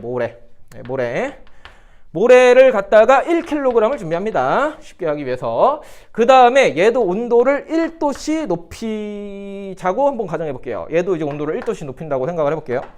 그랬을 때 모래 같은 경우에는 얼마의 열량을 공급해야 될까를 이제 과학자들이 이제 실험을 통해서 이제 계산을 해 본 겁니다. 물하고 다른 물질이니까 좀 다르겠죠, 느낌이. 달라요. 똑같이 1도씨 그리고 똑같이 1kg이더라도 똑같이 온도 변화를 시키는데 열량이 다릅니다. 그래서 요거는 이제 실험 데이터 값이 얼마가 나오냐면은 여기다 공급한 거를 1로 봤을 때 상대적으로 얘는 얼마가 된다? 0.19kcal 이렇게 돼요. 이건 외우는 건 아니에요. 뭔가 좀 적다. 뭔가 물에 비해서 훨씬 더 적은 열량을 공급을 해도 온도는 똑같이 1도씩 올라간다. 라고 이제 우리가 실험 데이터 값을 얻을 수가 있습니다. 이거를 갖다가 Q는 CMT에다가 그대로 한번 대입을 해보면은 이렇게 쓸 수가 있죠. 모래 같은 경우에는요, 질량 1kg을 1도씨 높이는데, 비열자리 잠깐 냅두고요. 1kg을 1도씨 높이는데, 얼마? 0.19kcal의 열량이 필요하다. 킬로칼로리의 열량이 필요하다. 라고 수식을 쓸 수 있죠. 그러면은 여기 이 모래의 비열 자리인데, 여기다가는 숫자를 뭘 써야지 이게 딱 는이 맞겠습니까? 아주 쉽죠. 0.19는 1 곱하기 1 곱하기 얼마? 0.19죠. 요렇게 요 자리가 달라지는 거예요. 비열 자리가 달라지는 것이고 물의 비열을 1이라고 한다면은 모래의 비열은 0.19다. 요렇게 하면서 이 비열 자리가 메꿔지게 되는 거죠. 예시 하나만 더 들어보도록 하겠습니다. 예를 들어 가지고 이제 콩기름이 있다고 해봅시다. 콩기름. 책에 있는 거예요. 콩기름 같은 경우 또 역시 쉽게 하기 위해서 1kg 있다 치고 얘도 1도씨 높이는데 얼마의 열량이 필요할지 한번 생각을 해보자고요. 뭐 우리가 생각하려고 나오는 건 아닌데 이건 이제 적혀 있어요. 그 책 같은데. 그래서 이제 거기에는 이제 얼마? 0.47kcal의 열량이 필요하다. 이런 식으로 이제 써 있습니다. 그래서 이제 이건 뭐냐면은 이제 물질마다 달라요. 똑같은 질량을 똑같은 온도를 높이는데 필요한 열량이 다릅니다. 그래가지고 콩기름도 모래와 비슷하게 한 번만 더 써보면은 콩기름 같은 경우는 일단 능부터 쓰시고 비열 자리 남겨 두시고 콩기름 1kg을 1도씨 높이는데 필요한 열량은 얼마? 0.47kcal가 된다는 거예요. 그러면은 여기 빈자리에 뭘 쓸 수 있어요? 빈자리에다가요. 1 곱하기 1 곱하기 얼마가 0.47이 나옵니까? 그냥 0.47이죠. 단순합니다. 일부러 좀 쉬운 예시로 제가 이렇게 잡은 거예요. 그랬을 때 여기에서 지금 이제 결국에는 열량하고 질량 그리고 온도 변화는 이제 비례관계가 있는데 여기에 이제 숫자들이 이제 좀 달라지게 되는 거예요. 여기에 숫자들이 달라지게 되는데 요거를 비열이라고 부르게 되는 것이고 요것이 물질마다 어떤 고유한 값을 갖기 때문에 요것을 하나의 어떤 물질의 고유한 성질이라고 우리는 부를 수가 있죠. 그래가지고 요거를 따로 떼서 또 배우게 되는 거예요. 이제 물질마다. 그 다음에 이제 요거를 갖다가 좀 비열에 관련돼서 수식을 좀 변형해 볼게요. 그럼 이제 비열이라고 하는 것은 수식적으로 어떻게 되느냐. 여기에 지금 열량은 비열 곱하기 질량 곱하기 온도 변화라고 써 있죠. 근데 비열만 냅두고 질량 곱하기 온도 변화를 좌측으로 넘겨보는 거예요. 그거를 또 우측에서 쓰는 거죠. 그러면은 분모 자리에 질량이 들어가고 온도 변화도 들어가겠죠. 온도 변화. 그 다음에 분자 자리에 여기에 열량이 들어가겠죠. 이런 식으로 비열은 표현이 되는 거죠.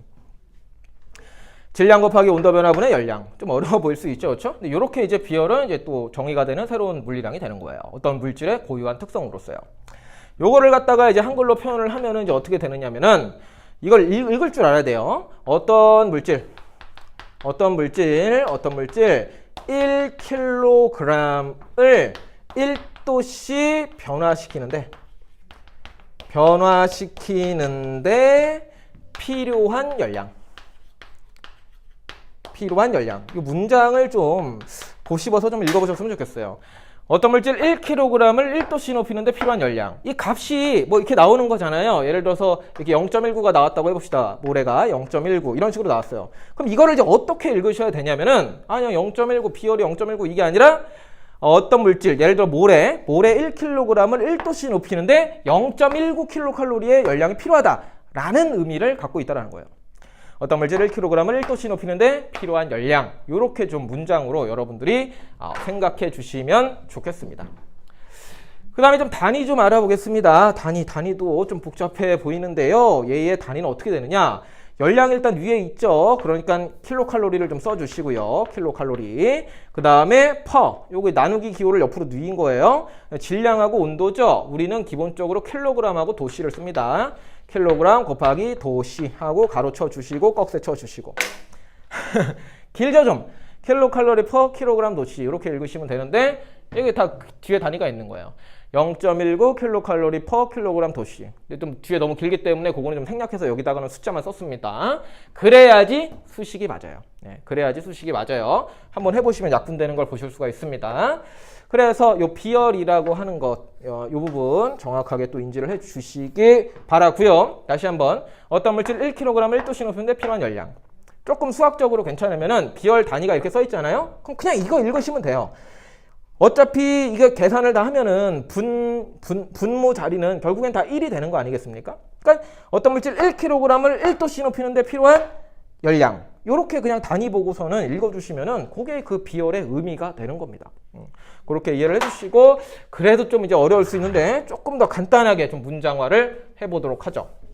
결국에 문제에 나오는 것은 이제 가장 많이 나오는 것은 이런 거예요. 이제 비열이 크다 또는 뭐 비열이 작다 이런 표현들이 있는데 요게 이제 뭘 의미하는지 그거를 여러분들이 이제 명확하게 해주시는 게 사실은 더 중요합니다. 비열이 크다. 어떤 물질 1kg을 1도씨 변화시키는데 필요한 열량이 크다. 어떤 물질 1kg, 요건 좀 고정을 한다면은 어떤 물질을 1도씨 변화시키는데 필요한 열량이 크다라는 의미입니다. 비열이 크다라는 것은. 즉, 더 쉽게 하냐면은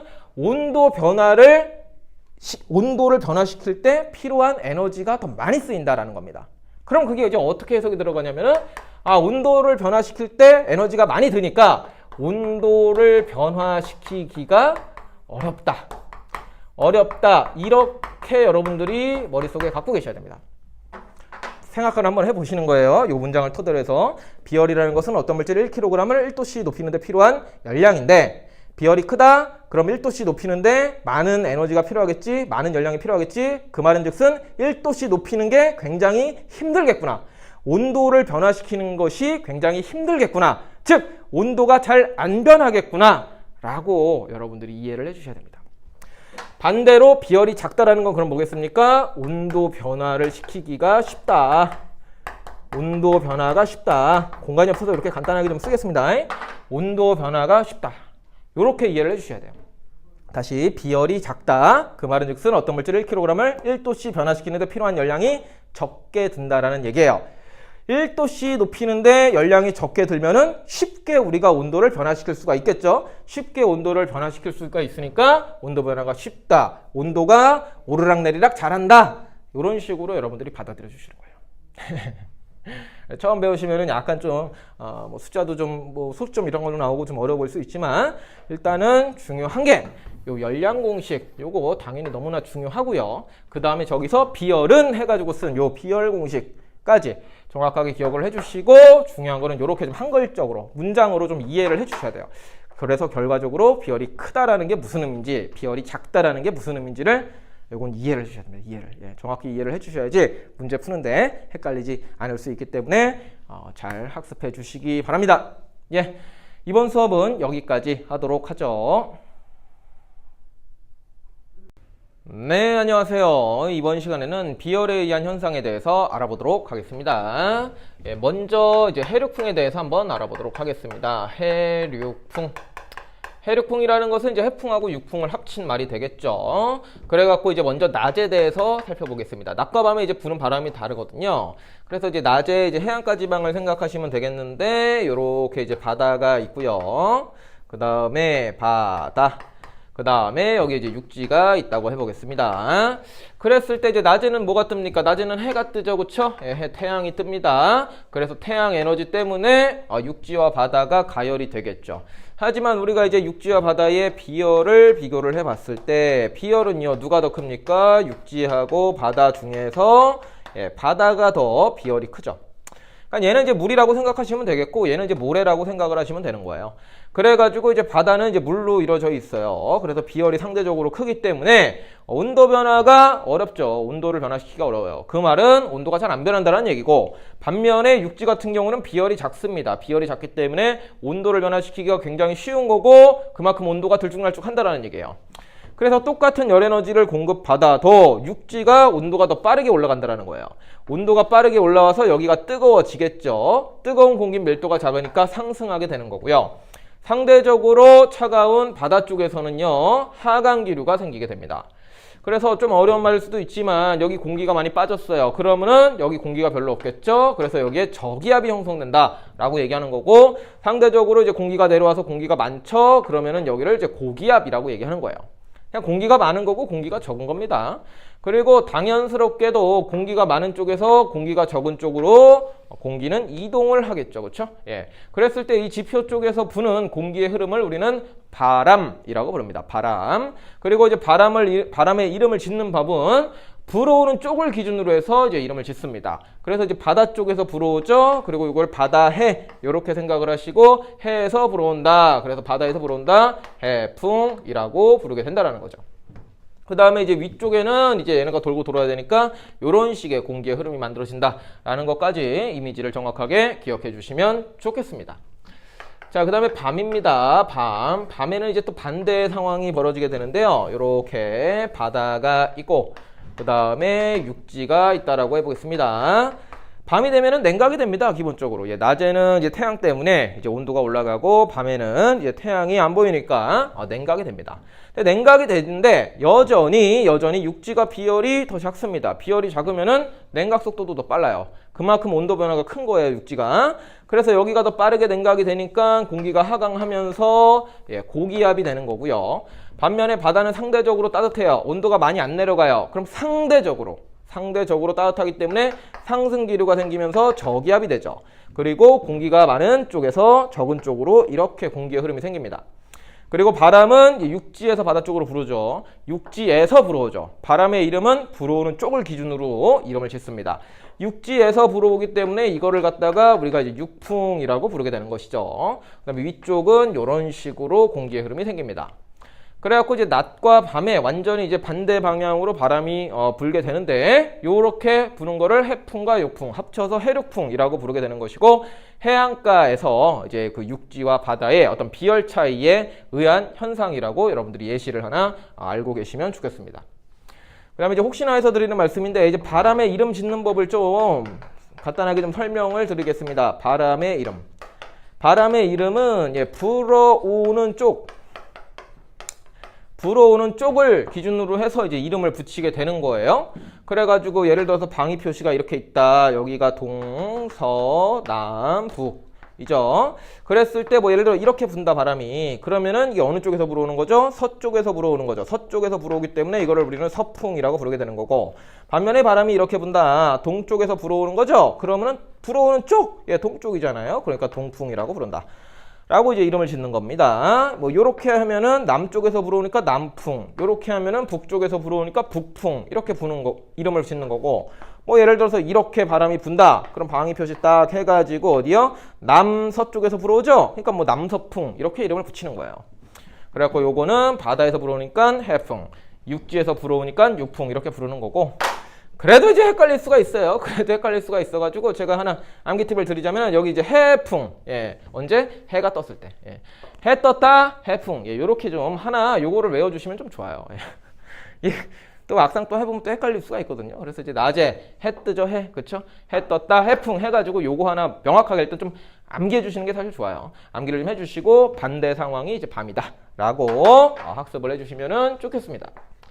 자, 두 번째 다른 예시 좀 한번 살펴보겠습니다. 어떤 해안가 지방에서 해안가 지방과 내륙 vs 해안가 이렇게 써보도록 하죠. 지역의 어떤 그 일교차하고 관련된 내용이 또 하나가 있습니다. 그래서 일교차라고 하는 것은 이제 낮과 밤의 이제 온도차라고 생각하시면 돼요. 낮에 일단 최고 온도가 찍히겠죠. 한 2-3시쯤에. 그 다음에 이제 밤에는 이제 새벽에 굉장히 춥습니다. 최저 온도가 찍히겠죠. 그래서 이제 하루 중에 이제 온도가 높을 때하고 낮을 때의 그 차이, 그거를 우리가 이제 일교차라고 부르게 되는데, 이 내륙 지방하고 그 다음에 이제 해안가 지방이 조금 이제 다른 특성을 나타내게 됩니다. 자, 우리나라가 이제 이렇게 있다라고 가정을 하겠습니다. 여기는 이제 육지가 되겠죠. 여기는 이제 바다가 되겠죠.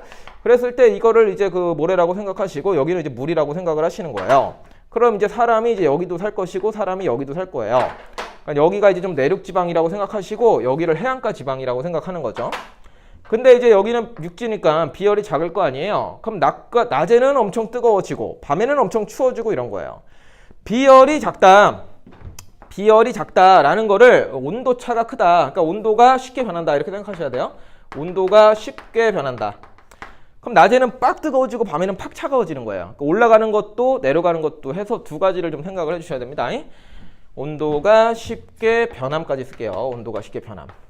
반면에 이제 바다 같은 경우에는 온도가 어렵게 변한다. 이런 이미지를 가져주셔야 되겠습니다. 비열이 크다 작다에 대한 이미지를 갖다가.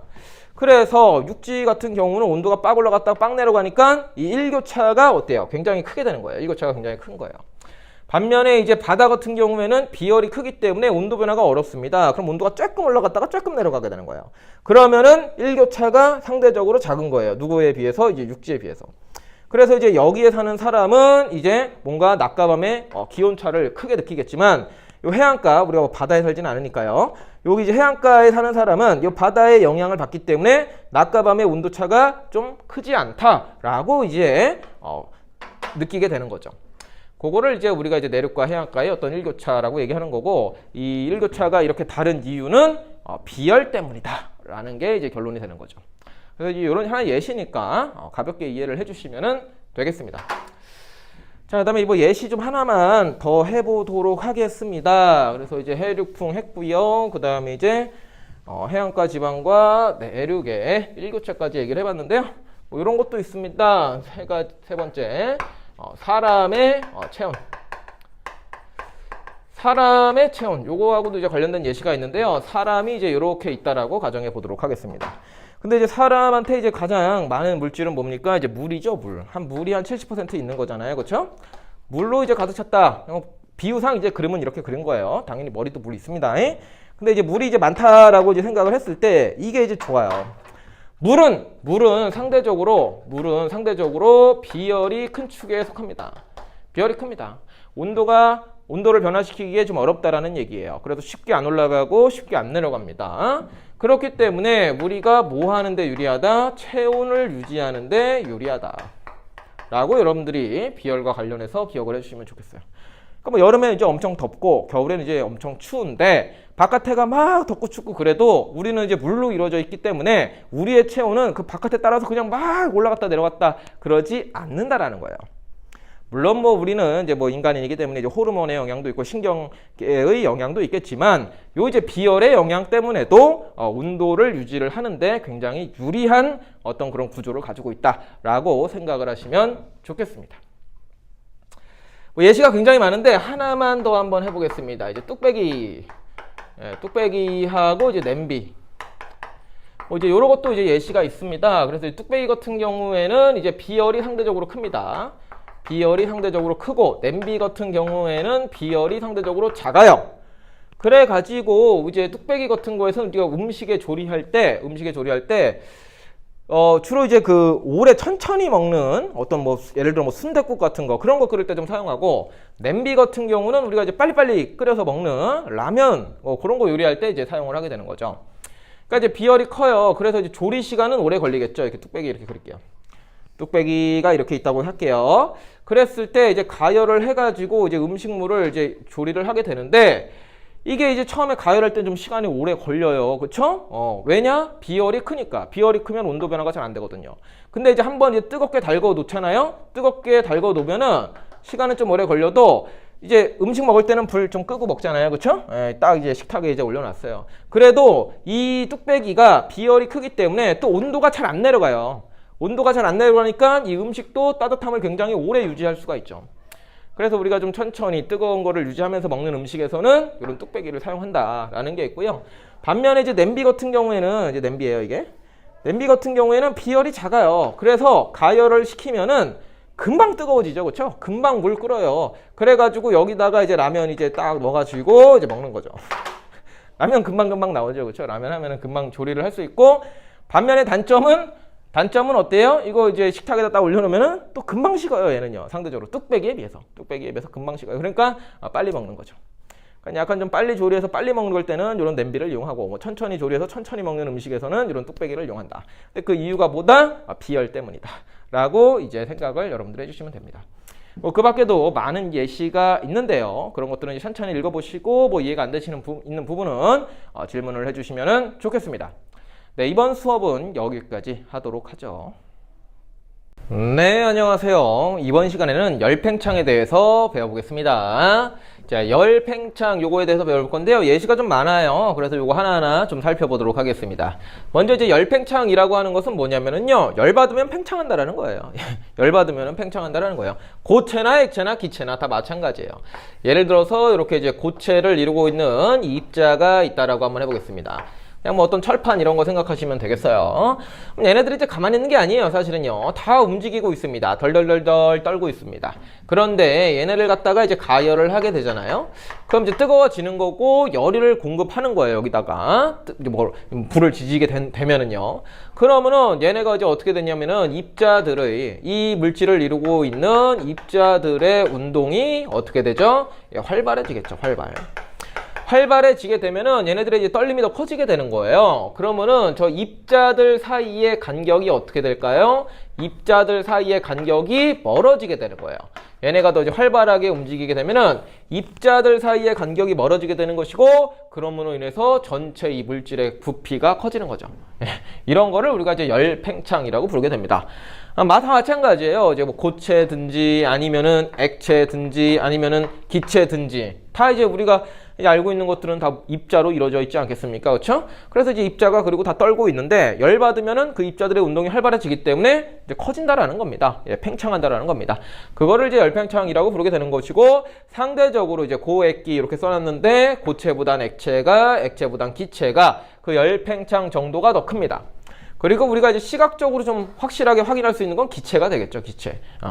그래서 이제 요거에 대해서는 이제 뭐 중학교 1학년 때도 우리가 배운 바가 있습니다. 이제 샤르레 법칙 관련해가지고 이제 온도가 올라가면은 그만큼 부피가 커진다. 뭐 이런 거 배웠는데요. 그때는 이제 요거에 대한 얘기는 잘 안 했어요. 근데 이제 요거에 대한 얘기까지도 오늘은 하게 될 것이고요. 고체나 액체. 이게 이제 온도가 올라가면은 커지긴 커지는데, 사실은 우리가 이제 감각적으로 딱 뭔가 우와 커졌다 뭐 이렇게 보기는 사실은 좀 힘들어요. 하지만 고체 딱딱한 거든지 뭐 흐르는 물 같은 거라든지 열 받으면 조금은 부피가 다 커진다라는 점 인지해 주시기 바랍니다. 자, 그래서 열팽창은 말 그대로 그냥 열 받으면 팽창한다, 이렇게 이제 기억을 해주시면 되겠고요. 예시를 좀 다뤄보면서 우리가 얘기해 보도록 하죠. 먼저 이제 바이메탈이라고 하는 게 있습니다. 바이메탈 같은 경우는 이제 서로 다른 열팽창 정도가 다른 금속을 이어붙여서 만든 건데요.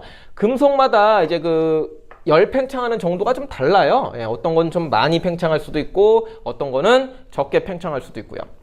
그래가지고 예를 들어가지고 A라는 금속과 B라는 금속을 이어 붙였다라고 해볼게요. 위쪽에 이제 A, 그리고 밑에가 이제 B라는 물질이에요. 근데 얘네를 이제 가열을 해요. 가열을 하면은 어떻게 되겠는가? 그냥 예를 들어가지고 이렇게 됐다라고 가정해 보도록 하죠. 어쨌든 커지는 거예요. 그쵸? 근데 여기서는 이제 기럭지가 더 늘어나는 걸로 보시면 되겠죠? 그래서 A도 이렇게 늘어나고 B도 이렇게 늘어났는데, 여기를 갖다가 이렇게 붙여놨기 때문에요. 얘네가 이제 각각 그냥 따로따로 그렇게 되는 게 아니라 붙은 공간은 유지가 되면서 이렇게 휘어지는 효과가 나타납니다. 휘어지는 효과가. 그랬을 때 이런 거를 이제 바이메탈이라고 그러는데 이제 왜 그러겠습니까? 예. 둘의 팽창 정도가 다르기 때문이겠죠. A도 팽창하고 B도 팽창하는데 A보다 누가 더 많이 팽창한 것 같아요? 이거 A하고 B 중에서 누가 더 많이 팽창한 것 같습니까? 예. B가 더 많이 팽창을 했죠. 그렇죠? 예. 요게 더 길어졌잖아요. 그렇죠? 원래는 기럭지 지금 똑같았습니다. 근데 지금 여기서 A보다 B가 더 긴 게 보이시죠? 그렇죠? 예. 그래가지고 A보다 B가 열팽창 정도가 더 크기 때문에 이런 식으로 휘어지는구나 라고 생각을 하시면 된다라는 거죠. 그래서 이러한 물질을 우리가 이제 바이메탈이라고 부르게 되는 거고, 그런 걸 이용을 해가지고 뭐 다림이나 화재 경보기 이런데 이용을 한다라는 거예요. 이 그림에다가 한번 바로 이어서 그려보도록 하겠습니다. 먼저 다림이부터 좀 설명해 볼게요. 다림이. 다림이는 이제 다림질 하는 거죠. 그렇죠? 옷을 이제 뜨겁게 이제 해가지고 이제 다림질 한다라고 얘기하는데, 열저항선이라는 게 있습니다. 열저항선. 기본적으로 이제 전기가 흐르게 되면은요, 이제 저항이 이렇게 있고 여기 전류가 흐르게 되면은 얘가 뜨거워져요. 예, 얘가 뜨거워져가지고 밑에다가 옷을 놓고 다림질을 하는 거예요. 근데 그 다림이 혹시 해보셨으면 알겠지만 뭐 예를 들어 뭐 300도씨 이렇게 좀 맞춰놓는 게 있어요. 다이얼을. 그러면은 300개 원래 전기 코드 꼽으면은 계속 이제 온도가 올라가게 되는데, 내가 이제 숫자로 300도씨를 맞춰놓으면은 그 이상으로 온도가 올라가게 되면은 갑자기 이제 스위치가 약간 좀 꺼져요. 그 다음에 300도씨 밑으로 내리면 다시 스위치가 켜지거든요. 그런 거를 이제 온도를 자동으로 조절한다라고 얘기를 하게 되는 거예요. 그 온도 맞춰두면은. 근데 이제 거기에 이제 요게 원리가 있는데, 어떻게 되어 있느냐. 간단하게 그리겠습니다. 요렇게 이제 있고, 뭐 외부에서 이제 전기를 공급을 하는 건데, 전기를 공급을 하게 되는 건데, 회로가 이렇게 구성이 되어 있어요. 여기 요런 식으로. 그래가지고 처음에는 지금 회로가 다 연결이 되어 있으니까 전류가 흐르겠죠. 전류가 흐르면은 이게 뜨거워지겠죠. 근데 이제 뜨겁다 지다 보면은 요 바이메탈도 이제 온도가 같이 올라가게 되는 거예요. 근데 얘는 온도가 올라가면 어떻게 된다고요? 이렇게 된다고요. 이렇게 되면은 회로가 어떻게 돼요? 회로가 요렇게 있다가 요 부분이 떨어지게 되는 거죠. 요 부분이 붙어 있어서 전류가 잘 흘렀다가 온도가 올라가가지고 얘가 위쪽으로 휘어버리면은 떨어지는 거예요. 요건 이제 스위치가 꺼지는 거죠. 요렇게 스위치가 꺼지면 전류가 안 흐르겠죠. 전류가 안 흐르면은 더 안 뜨거워지는 거예요. 그래가지고 이제 온도를 조절하는 거죠. 반대로 이제 계속 이제 전류가 안 흐르면은 온도가 내려가겠죠. 온도가 내려가면 어떻게 되는 거예요? 얘가 다시 이렇게 되는 거예요. 냉각이 되면은 다시 이렇게 되면서 연결이 되죠. 그러면서 전류가 흘러서 다시 또 온도가 올라가게 되는 거고, 자동적으로 딱 어느 정도 온도를 유지할 수 있게 해주는 그런 장치에 이 바이메탈이 쓰인다라고 생각을 하시면 되겠습니다. 두 번째로 이제 화재 경보기도 얘기를 할게요. 저거 다림이하고 화재 경보기가 많이 나와요. 이제 그림상으로는요. 그래서 이제 화재 경보기 같은 경우도 이렇게 예를 들어서 뭐 C라는 물질하고 D라는 물질이 있다고 한번 해볼게요. 그 다음에 이제 전류가 이제 이렇게 있고, 여긴 좀 더 단순하게 이런 식으로 직렬 전지 하나 연결을 해두고, 뭐 여기에 이제 뭐 스피커가 하나가 있다고 해볼게요. 그 다음에 이런 식으로 애초에 여기에 이제 스피커가 있어요. 소리 나는 거. 그 다음에 애초에는 살짝 띄어져 있습니다. 예. 화재 경보기는 평상시에 안 울릴 거 아니에요. 그쵸? 예, 평상시에 조용하죠? 그래가지고 이제 이렇게 세팅을 해 놓은 다음에 어떻게, 이제 무슨 사건이 벌어진다고 생각을 하냐면, 화재가 났어요. 화재가 일어나면은 뜨거워지겠죠. 그쵸? 그럼 여기에 열이 공급되겠죠? 그러면 얘네가 늘어나요. 늘어나는데 얘네가 이제 어떻게 휘어지냐? 얘는 여기서 옆에다 그릴게요. 얘네를 아까하고는 좀 거꾸로 이런 식으로 휘어지게 만든 거예요. C하고 D가 이렇게 있으면은 이런 식으로 휘어지게 만든 거예요. 그래서 스위치가 딱 눌리게끔, 연결이 딱 되게끔 만든 거예요. 그럼 이제 회로가 연결이 되면서 전류가 흘러가지고 스피커에서 이제 소리가 나는 거죠. 삘릴릴릴릴리 이렇게. 예. 화재가 났을 때 열을 공급받아서 아래쪽으로 휘어지게 해가지고 회로를 연결한 다음에 여기 스피커에서 소리가 나게 하는 거죠. 근데 뭐 여러분들은 이제 복잡한 구조보다도 요거를 보시고 여기에서 열받아서 이렇게 됐잖아요. 그럼 누가 더 열 팽창을 많이 했는지 그 정도만 잘 판단하시면 돼요. 예. 누가 더 많이 팽창된 걸로 보이십니까? 예, C가 더 많이 팽창이 된 걸로 보이시죠. 그래서 이제 열 팽창 정도가 서로 다른 물질을 고체 물질을 이제 연결을 해가지고 얘가 이제 휘어지게 만들어가지고 스위치를 뭐 껐다 켰다를 하게 함으로써 이런 실생활에 우리가 사용을 할 수가 있다라는 얘기죠. 예, 중요한 예시니까 다림이하고 화재 경보기는 정확하게 기억을 해주시면 좋겠습니다. 그 다음에 이제 그 밖에 나머지 것들은 이제 뭐 더 많은데 일부만 좀 선생님이 적어봤어요. 그래서 간단하게 좀 설명드리도록 하겠습니다. 자, 다음으로는 예를 들어서 이제 철근 콘크리트 건물 요거 한번 보겠습니다. 철근 콘크리트. 이제 시멘트 이제 발라가지고 이제 건물 외벽을 짓죠? 근데 여기다가 이제 철근도 갖다 놓는 거예요. 철근. 철근, 그리고 콘크리트. 근데 이제 그냥 이제 그런 거죠. 그냥 콘크리트로만 만들면은 얘가 이제 돌덩어리 딱딱한 거잖아요. 그래가지고 얘네가 이제 너무 딱딱하기 때문에 이게 좀 부셔질 위험이 있습니다. 부셔질 위험이. 그래가지고 이제 중간에다가 철근을 이렇게 심어 놓습니다. 철근. 쇠로 된 거예요. 이거 혹시 그 건물 같은 거 부셔진 거 보면은 막 철이 이렇게 삐쭉삐쭉 튀어나와 있는 거 보이실 텐데 그런 거예요. 그래서 이제 철근을 갖다 같이 박아 놓으면은 콘크리트하고 섞어서 같이 박아 놓으면은 얘가 이제 훨씬 더 그냥 단단해지는 거예요. 그리고 쉽게 잘 안 부셔지고. 그 다음에 조금 외벽이 부셔지더라도 철근이 버팅기고 있으니까 훨씬 더 튼튼한 건물이 되는 거죠. 이런 거를 이제 철근 콘크리트 구조라고 하는데 우리가 여기서 얘기할 건 이거예요. 이 철근도 열팽창을 할 것이고 콘크리트도 열팽창을 합니다. 언제요? 이제 뭐 건물이라고 생각하면은 여름철에, 더운 여름철에는 기본적으로 다 물질들이 열받으면 팽창합니다. 그런데 얘네 둘의 열팽창 정도가 어떻다? 비슷하다라는 거 정도만 아시면 돼요. 열팽창 정도가 얘네 둘이 비슷하다. 만약에 비슷하지 않으면 어떻게 돼요? 비슷하지 않으면 얘 따로 팽창하니까 오히려 더 쉽게 부셔져 버립니다. 건물이. 그럼 큰일 나겠죠. 그렇죠? 그래서 열팽창 정도가 비슷한 것을 섞어가지고 건물의 외벽을 만들었다라는 정도 그냥 예시 하나 기억해 주시면 되겠습니다. 자, 그 다음에 여기 한 번에 유리병의 금속 뚜껑에 관련된 예시도 한번 해보도록 하죠. 우리가 이제 그 잼통 하나 생각을 해보시면은 이제 유리병이 이제 이렇게 있습니다. 유리병이 이렇게 있고 여기에 이제 뚜껑은 이제 철로 되어 있다고 하도록 하죠. 그래갖고 이제 유리병이 있고 이제 그 쇠 뚜껑으로다가 이렇게 돌려가지고 이제 꽉 이제 조여놓죠. 그쵸? 잼이에요, 잼. 이거 잼. 근데 이거 보통 어디다 보관해요, 여러분들? 냉장고에다가 보관하죠, 냉장고. 예, 냉장고에다가 보관합니다, 냉장고. 냉장고에다가 보관을 하게 되는데 냉장고에다가 보관을 하면은 얘네가 이제 냉각이 되겠죠. 냉각이 되는데 이 열팽창을요 항상 커진다라고만 생각하면 안 되고요. 커질 때도 있고 작아질 때도 있어요. 온도가 높아지면 커지죠. 그럼 온도가 낮아지면은 수축을 하는 거예요. 줄어드는 거예요. 그래가지고 이렇게 냉장고에 냅두면은 여기서 이제 이 철로 만든 뚜껑, 요 금속 뚜껑이 상대적으로 이 유리보다 열팽창 정도가 크기 때문에 더 빠르게 수축을 합니다. 그래가지고 이게 꽉 조여지는 거예요. 예, 이 금속 뚜껑이 이 유리병을 꽉 조여주는 거예요. 그래갖고 이제 잼 먹으려고 여러분들 냉장고에서 꺼내가지고 뚜껑 열라고 했을 때 어떤 일이 벌어집니까? 너무 꽉 조여져가지고 이게 안 열리죠. 예, 잘 안 열리죠. 굉장히 이게 손 아프고 그럽니다. 그러면 이제 그때 어떻게 해야 되겠느냐라고 했을 때 잼통을 갖다가 이제 이렇게 있다라고 가정한다면은, 그리고 이제 뚜껑이 이렇게 덮여 있다라고 생각을 했을 때 이게 꽉 조여져 있는 거예요. 수축이 돼서 꽉 조여져 있는 거예요. 그럼 어떻게 한다? 뜨거운 물을 여기다가 살짝 이렇게 흐르게 붓는 거죠. 예. 뜨거운 물을 이쪽에다가 이렇게 붓는 거예요. 그럼 어떻게 됩니까? 얘가 열받으니까 열팽창하겠죠. 그럼 얘가 조금 더 벌어지겠죠. 그렇게 하면은 우리가 돌려따기가 훨씬 더 쉽다라는 겁니다. 그래서 열팽창과 관련된 얘기다라고 여러분들이 이제 예시를 기억하시면 되겠고, 요건 여러분들이 실질적으로도 뭐 활용을 할 수 있는 방법이죠. 냉장고에서 뭔가를 꺼냈는데 뚜껑 잘 안 열려요? 그럼 그 뜨뜻한 물에다가 좀 담궈 놓든지 뜨거운 물을 좀 흐르게 하든지 해가지고 잠깐 좀 시간을 두고 열팽창이 되면은 뚜껑을 열면 되죠. 뚜껑 열었을 때 잘 열리잖아요. 그럼 열팽창 잘 된 거예요. 예, 그게. 그래서 뭐 요거 예시 하나 좀 챙겨 두시고요. 그 다음에 다리 이음새 얘기 이어서 해보도록 하죠. 이제 다리 같은 경우 우리가 살펴보시면은 이제 강을 연결하는 게 이제 강 사이에 있는 게 이제 다리가 되죠.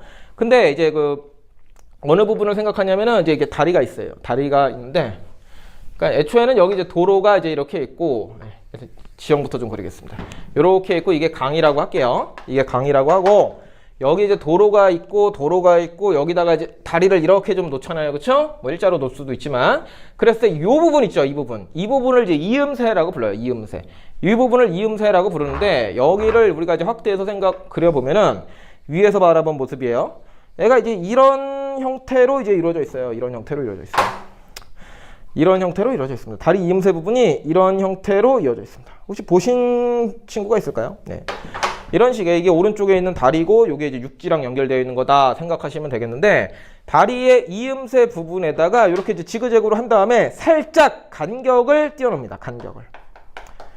간격을 좀 띄워놓습니다. 그래서 이게 왜 그러냐? 그냥 하나로 쫙 연결을 안 하고 뭐 중간중간에 이렇게 이제 그 간격을 좀 띄워놓는데 요 이유가 뭡니까?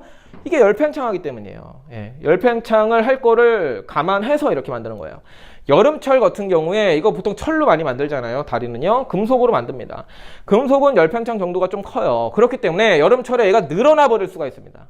근데 만약에 하나로 연결을 했다. 하나로 연결을 했는데 열팽창이 돼서 늘어난다. 그럼 얘가 다리는 휘어지게 됩니다. 휘어지게 돼요. 휘어지게 되면은 이게 차 사고 이런 게 날 수가 있겠죠. 또는 다리가 심각하면 무너질 수도 있습니다.